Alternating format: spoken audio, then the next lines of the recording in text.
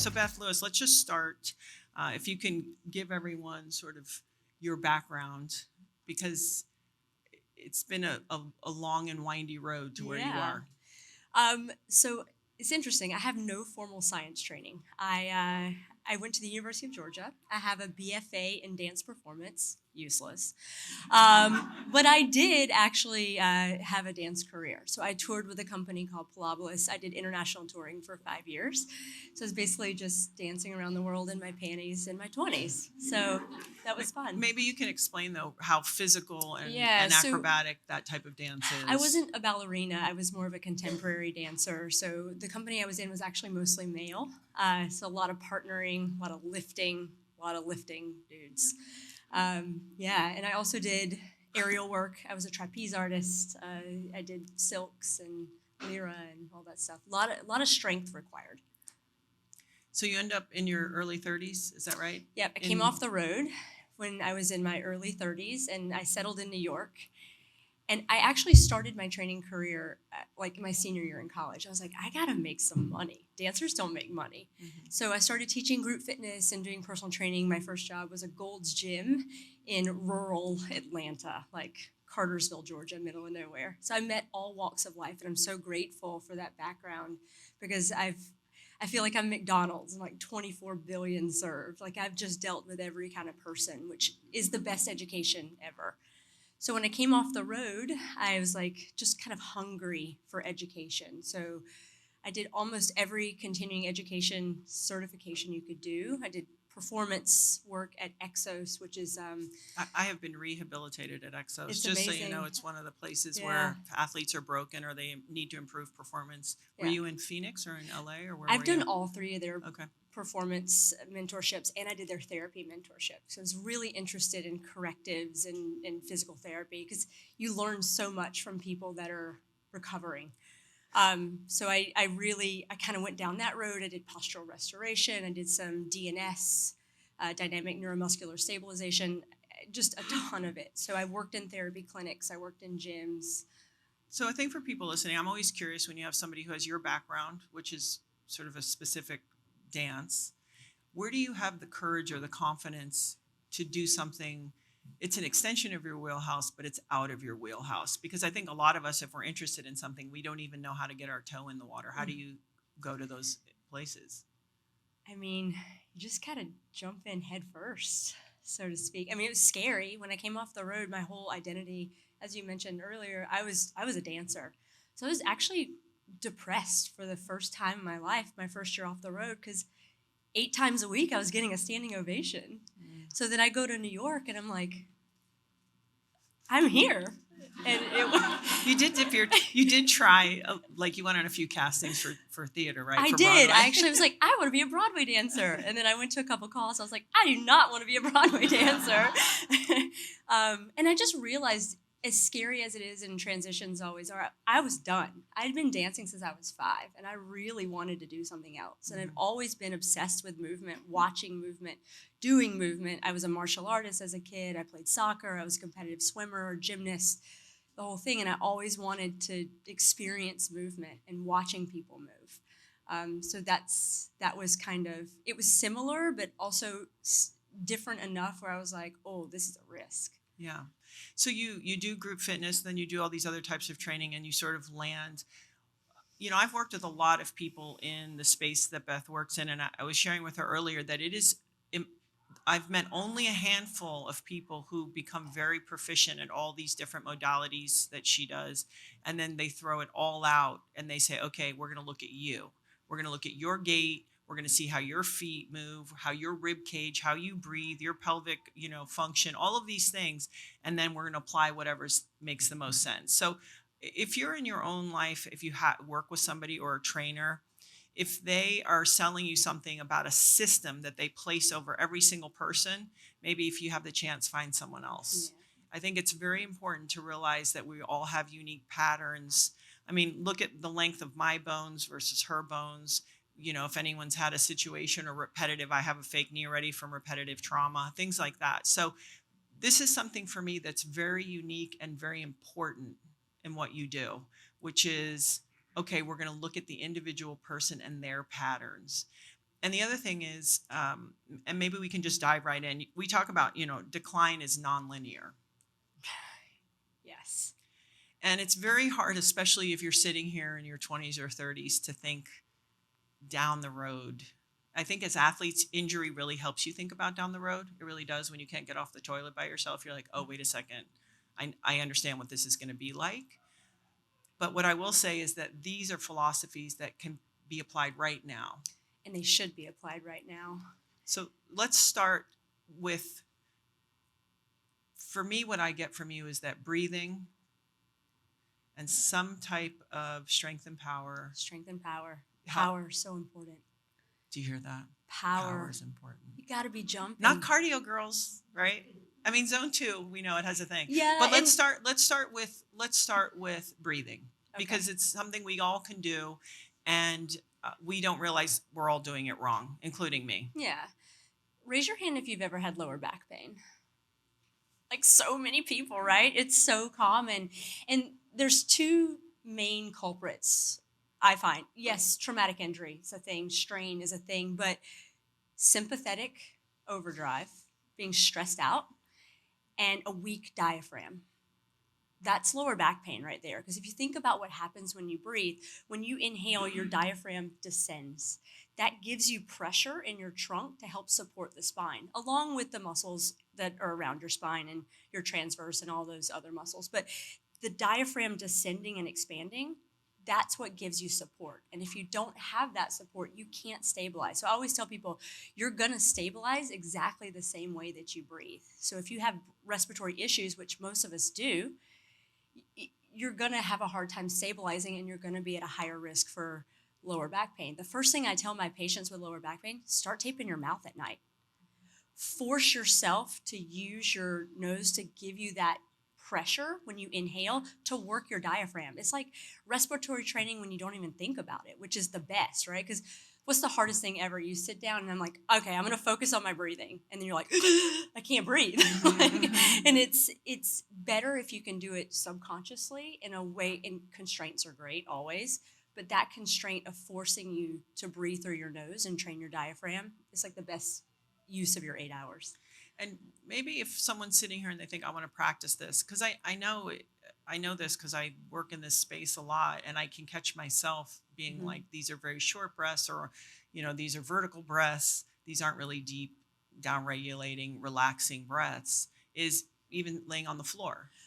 Laying on the floor, or if someone's, sometimes if you're at your desk, it's hard to lay on the floor. And also sometimes when people are in like acute spasm, that makes it very hard.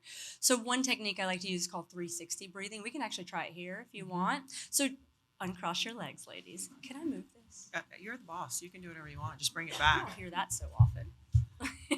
Okay, so you want to make sure your feet are flat. Raise your hand if you know where your sits bones are. You know where your sits bone? If you don't, just stick your hand on back there, find your butt, yeah? And you'll feel those little bones, right? So if you're at the front of your sits bones, that puts your pelvis at an anterior tilt. If you're at the back of your sits bones, that puts your pelvis at a posterior tilt. Both of those are hard to get air in. So you want to find the center of them. It's really challenging, but do the best you can. Bring your hands around your ribs. You might have to adjust with your neighbor. So what you don't want to do is you don't want to breathe up, because that doesn't allow the diaphragm to descend. You want to expand out. So you want to try to fill your fingers up in the front and your thumbs in the back. And it's got to be super quiet. So you'll do a chill inhale through your nose. And if you hear your neighbor breathing, bump them. No noise. And then exhale through your mouth. You feel how your ribs compress when you do that? They have to compress to get your diaphragm to expand. It's a pump. So you have to have that compression, expansion. Compression, expansion. Do it again. Inhale. So not up, out. It's not cute. Yeah, it makes your waist look big. That's okay. Exhale. Yeah. And what I do with a lot of people is I have them tie a TheraBand around their ribs. It's just a great way to train it. And like I have all of my people do breathing exercises first. It kind of sets you up for success, especially when I was in New York. People would come in, they're like, I'm late, I'm crazy. I'm like, why don't you just sit down for a second? Yeah, and just like kind of get yourself centered. It really makes a massive difference. And if you're having any kind of pelvic floor issues, if the diaphragm doesn't descend, the pelvic floor will not tone. Yeah, and I think we don't honor the importance of the exhale as much as the inhale. Yeah, it's a pump. Yep. Yeah, and if you're already there, you can't get more in. You have to pull up. So if somebody doesn't have access to you, and I know you are doing some online, but you're probably pretty booked up. If you are there places that you like that their respiratory training, you think they do a good job, or people can go to learn more about that? Finding practitioners that do postural restoration is always great. I think it's a great modality. Also, if you're having, have you read the book Jaws? Yeah. Okay, so because of our food quality, I mean, this is like a whole nother bottle of wine, but yeah, we don't chew like we used to. And also if I wasn't breastfed, my mom had to go back to work in 5 weeks. So I didn't create that suction. So I had a ton of migraines and respiratory issues, and I was a swimmer. So I was getting a migraine once a week because I couldn't breathe. I was having to force so hard to breathe. I wish I'd known about the Buteco clinic then. Buteco's great, and the exercises are so simple, and you can do them anywhere. There's no excuses for not doing them. Yeah, if you want sometimes I joke, I do it in woman talk. If you want your jaw to look really good, you'll breathe properly, because the way your teeth, and if you have small children, by the way, it is helpful to observe if they are sleeping with their mouth closed, because the way their teeth come in and their width of their jaw and things like that, it's all connected. So it's really weirdly important. Yeah, I always say, for your beauty and for your brain, you should be breathing through your nose. So speaking of brain, cognitive health, I think a lot of times, we think of training as meathead. It's just meathead stuff. And really, this is also about protecting our cognitive health and function in the long term. Right. So maybe you can share how you stumbled. I think with dance, it's natural. You remember, you're recalling choreography. Yeah, you're having to adapt. Great. There's all these things. Yeah. But now, when you train other people, you're using the training to also. I mean, as we age, normal decline, processing speed, memory, all that stuff declines. So, in terms of movement, when your neuromuscular control, your coordination, your processing speed get lower, it makes us. It's harder to connect the dots. So it makes us higher fall risk. It makes you higher risk for injury because you don't have the control of your limbs, especially if you're holding external load. So training this and having novelty in your workouts is so important. So I know I drive some of my patients crazy because I use these apps. There's this one app called Switched On and Blaze Pods. I love a Blaze Pod. They're so fun. They make it interesting and exciting. But you're working on how fast can you get the signal to your brain and then execute a movement. And that's so incredibly important for reaction time with aging, but also for neurodegeneration. You want to make sure that stimulus is the thing. You've got to be stimulated always. And having something that's so hard, not too hard, but hard enough where you almost get it, and then you go to bed, and then you get some deep sleep, and then the next time you do it, you do get it, that's a massive win for your brain. Massive. How does that show up? Because we can say that and people go, oh, how does that show up, though, as an actual activity? So you talked about the pods, but in some of the physical motions and movements, what are the types of things that you really like to support? I mean, that's one thing I do like about the Blaze Pods. You can make it fitness. So, if you see a red light, you do a squat, tap the light. If you see a green light, you do a push-up, you tap the light, that kind of stuff. And you can make it anything. I'll keep it simple. I'm if you see an arrow on the right, tap and people are going crazy. But it's so good, and they can't quite catch up, and that's the win. We're so, crazy about doing everything perfect on the first try. And if you're doing it perfect on the first try, you probably don't need to do that. You have to embrace the suck. You have to embrace the suck. It's got to be just far enough away that you can't quite get it. And then the next time you get it, and then you have to embrace the suck again doing something else. Do you think that's a personality trait, people who are willing to do that? 1,000%. I have an online jump rope club. Yeah. I love jump rope. and I like rope dancing. Have you guys seen Lauren Jumps on Instagram? She's got like 5 million followers. Yeah. She does like shuffle dance with it. I'm obsessed. But my jump rope club, it started like so many people. And then like the next time it was like 8 people. And I was like, these are my 8 people. And this is what I'm into. Because it's hard. How long have you been jumping rope? 2 years. Okay, so let's say, because I think, I've done a lot of jumping, and jumping rope, it's hard. It's so hard, especially when you're shuffle dancing and doing. Yeah, don't get body. crazy. I just try to go 2 at a time. So if someone was here, would you? Because I think we can all do it, but you don't necessarily have to start with a jump rope, right? You encourage people to. No, like you can do just the dance moves, or you can do just footwork. And what's the exact benefit? Because when besides maybe the impact, nice light the impact is great. The lower leg training is great, obviously, but the coordination of putting movements together.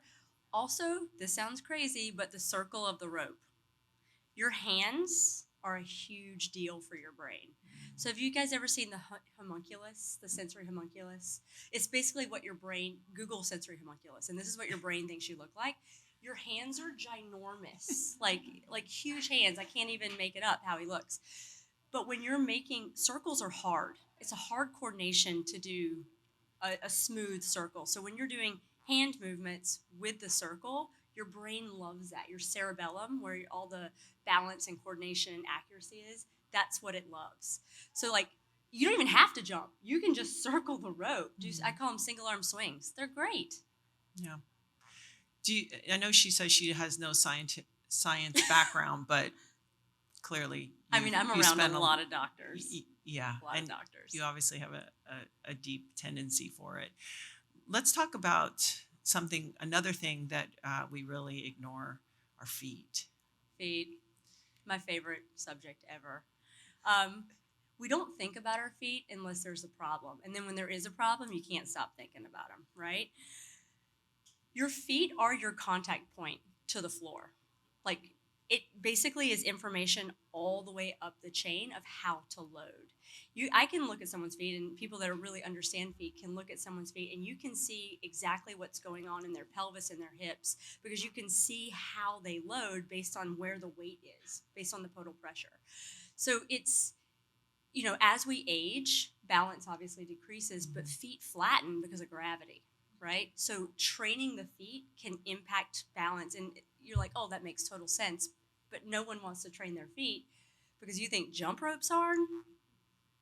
Getting yourself to wiggle your toes is really hard. Creating a short foot to train your intrinsics is really hard. And it takes a lot of brain effort. So what are things, coming from being a barefoot athlete, I think there's some advantages because you get used to not being in shoes. I actually, when I train at home, and we're going to talk about what you can do at home, because you train a lot at home. I do.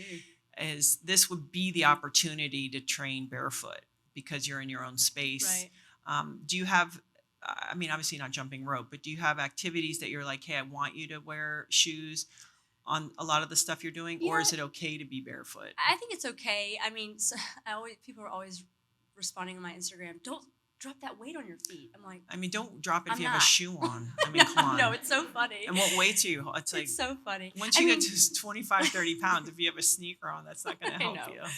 I usually tell people at least do your warm-up movement prep without your shoes on. Sometimes I just want to train with shoes on. I just do. I often train barefoot, but if I'm doing a lot of plyometrics or if I'm doing walking lunges, and it can be, if you're doing high volume, it can just be a lot of strain on the tissue, which is also not good. It's not normal. It's not natural. So I'll wear shoes then. But like if I'm deadlifting, definitely no. If I'm doing dedicated foot training, definitely no. Yeah. You talk a lot about, well, actually, before we leave the feet, because I think that feet are really a lot more important. I know it's not sexy, but I can just tell you as somebody who's moved around a lot, and feet are very important. Is there an activity? Is it, even like, I know you maybe wore not yoga toes, but something like that, where people, if they're sitting, can stretch out their feet and open their feet? I actually brought my toe spacers. There you go. Toe spacers are a big deal. Yeah. And why they're such a big deal is your forefoot, like right under the toes, that spread, that is how you absorb force. So when we take a step, we think about heel strike being where you're having to deal with the most force. It's actually right before toe off. So you get this sweet little swing, which is momentum to push right before you push forward through space. That creates more. So having that splay is really important for lower back health, for pelvic floor health. We don't think about the feet at all in terms of pelvic floor, but if you're wearing shoes like this, probably the worst thing you can do for your pelvic floor because there's goes into a tight little box, and then I have heels on. This position, plantar flexion, actually decreases your pelvic floor musculature. It decreases the activity. So I want to look cute sometimes. I'm going to wear a heel. Yeah. Like I'm down for it, but you need to train your feet otherwise. Putting these spacers on during your movement prep while you're training, or even when you're training, or just hanging out in them for an hour at night. If you haven't done them, they're going to be very uncomfortable after a while, but they're great. Once you get good at it, once you get accustomed to it, you can put them in shoes, but wide toe boxes. Yeah. Again, not cute, but you don't want bad feet when you get older. Yeah, because then everything else starts to break down. I mean, it's the foundation. And, you can, my whole thing is there's some very old books about, studying people from 200 years ago, 400 years ago. They couldn't really make out the difference from far away between the old and young people, the way that they moved, and even in some cases, some of the male and female. Right. And so I just want to remind you and reinforce it's not your destiny and your doom because you've lived a few more years that you can't move, like when you were younger. We're not sentenced to that. Yeah, it's interesting that you mentioned that. Daniel Lieberman, Mm-hmm. he's written several books. Exercised is his most recent book. I read an article of his. It was in some Harvard magazine or something, but he talked about, we'll just call them cave people, whatever, a long time ago. These people were living to be in their 70s and 80s, and they were, one of the biggest reasons they were doing this is because they were helping their kids with hunting and gathering while the kids raised the kids. Yeah. So I think, we are made to be active until we die. That's what we are designed for. And I think it's just our modern day, I'm 40, I can't be jumping. Or I'm too old for that. And that actually takes 7.5 years off your life. There's a book called Breaking the Age Code. Mm-hmm. Great. Dr. Becca Levy. She talks about that. 7.5 years off your life, more than having high cholesterol, more than having high blood pressure, just your age beliefs. So we are made to do that. We're made to move. I think too, and without overgeneralizing, I think women are not taught as girls to play as much. Mm-hmm. And so then as we get older, we get so serious. And I think playing, being sweaty, training, doing all those things is a form of play, or you like novelty activity. Yeah. Maybe you enjoy a sport or dance or whatever it is. So I just want to encourage you, it's so important. If I watch your face when you talk, and it's very childlike and playful. Mm-hmm. And I think that is also connected to your vitality and your health. So I just think it's because it's hard. Listen, how many loads of laundry can you do? How many emails can you respond to? What's for dinner? How many times can you ask yourself that? That stuff is not fun. And it makes us pretty unplayful. I get it. But you have to fight for that, or stay single, whichever you want to do. It's fine. I'm just saying. There are a million ways to slice the pie. I'm just saying. Okay. I liked my husband. I couldn't help it. I don't know. What happened? Okay. Zone 2. Zone 2. You really talk about sort of not the importance, but that we overlook really the value of putting ourselves in zone 2 a few times a week. Yeah, talking about not sexy. Yeah. I know. Oh, it's awful. But it's your aerobic foundation. Mm-hmm. It's also your muscular endurance foundation. We love to do high intensity because it's entertainment. I call it fittertainment. It is it's like, oh, this is exciting, and I feel like I'm gonna die, and then I do it again. But you have to have that foundation for injury prevention, also for your cardiovascular system. If you don't have that foundation, you're not gonna be able to repeat your high intensity intervals That's the name of the game. You can't just do it once and then be like, that's it, I'm tapped out. You have to be able to hold intensities for multiple efforts to actually get the benefits. And high intensity intervals are great for your brain, they're great for your heart, they're so important, but if you don't have that zone 2 foundation, you're just not going to be able to do it as effectively and productively as you should. So, I like to use the Maffetone equation. I think it's the best way. A lot of times people say use RPE, but if you haven't been exercising, RPE is really tough, I find. For me, like, I know exactly what my watts on the rower are at a 7 out of 10. I know what it is at a 9.5 out of 10. I know what that is because I spend hours on the rower each week. But for someone that's never done that, right? Yeah, and RPE is rate of perceived exertion. So, like, if 10 is absolute hardest thing you've ever done, if you're doing zone 2, you want to start at about 5, 6, and then by the end of it, you'll probably be around a 6.5, 7, just from accumulation. But using the Maffetone equation, I find, is much more helpful. So essentially, it's 180 minus your age would be kind of the top of your zone 2. And, if you're a little less conditioned, I like to back people off a little bit. So 180 minus your age minus 10. If you're a little more conditioned, you can maybe add 10. So for me, like, my zone 2, the top of my zone 2 is like 150. She acts like she's a 10-year-old. That's what she does. She goes 180 minus 10. But I do a lot of training. I know. And you're like a rowing beast too, right? Yeah, I like to row. It's fun. Really quickly, because does anyone here row? Do you guys use the concept too, or any of the rower? Okay. Most people equate rowing with CrossFit, and now not Orange Theory. Maybe it's Orange Theory, yeah, right? We do an Orange Theory. Okay, so maybe just from a real fundamental, give people the correct way to row, where the tension should feel. So a lot of times people think it's their arms, so they want to rip the cord, but it's actually so much legs, 60% legs.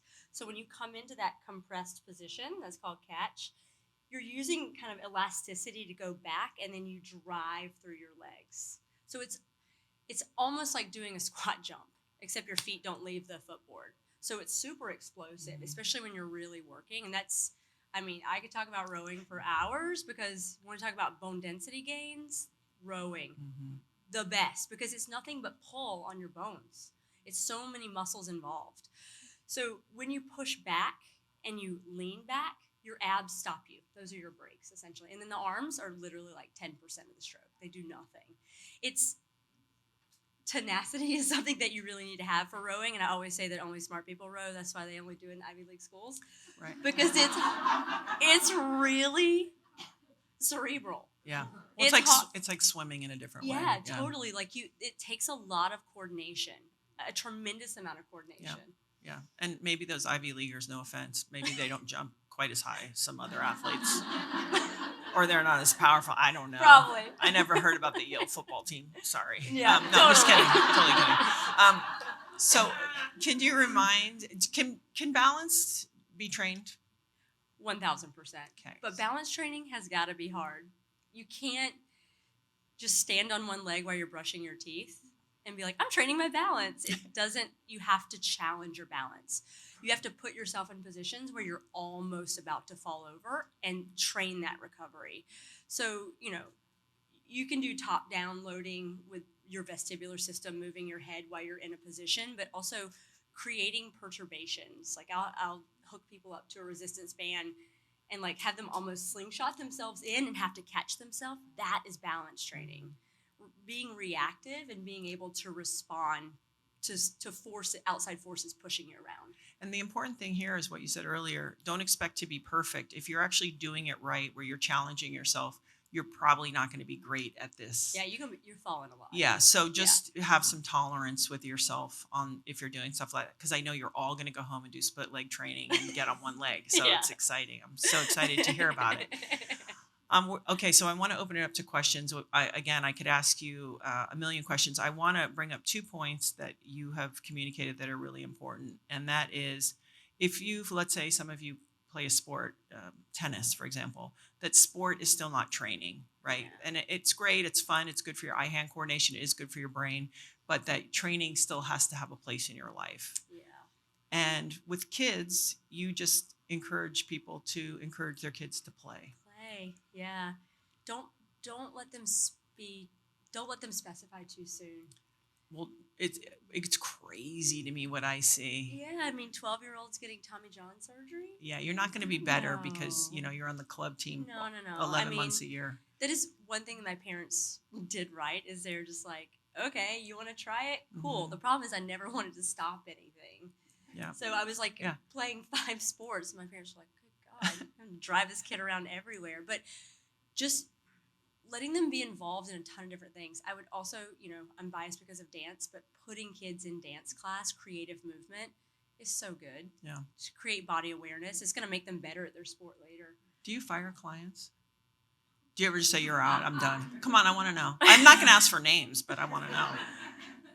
You do? I have fired a couple. Yeah. Mm-hmm. That's good. That's good. I just want to know. Okay.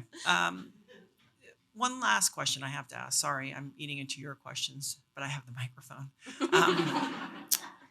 What's stopping us? You see so many people. You spend hours. I don't think people realize how many hours a day you work. You're working 10, 12, and then you're figuring out your own training. Mm-hmm. You see a lot of people. You have hands-on. You've watched a lot of bodies moving. You've heard a lot of stories. Mm-hmm.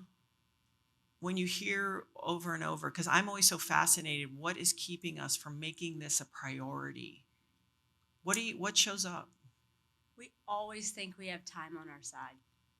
You always think you can just you've got forever to figure it out. And you don't. You start to decline at 30. 30 is not old. So just thinking you can just put it off for another year, another decade, because it's just really hard to fathom what you're going to be like at 85. And if you think about how hard that squat jump is now, that's how hard it is to get out of a chair when you're 85. And because we work at the top of our capacity to do activities of daily life when we're older. And if you think about how hard fitness is now, that's how hard just being a human is later. But it's really hard for us to turn our brain onto that. Yeah. So the false sense of us thinking we just have time. Yeah. Yeah. I think that people do genuinely like to move, but it's not a priority because they're, busy with their families and doing laundry and making money. But what is the point of all that if you can't move when you're 85?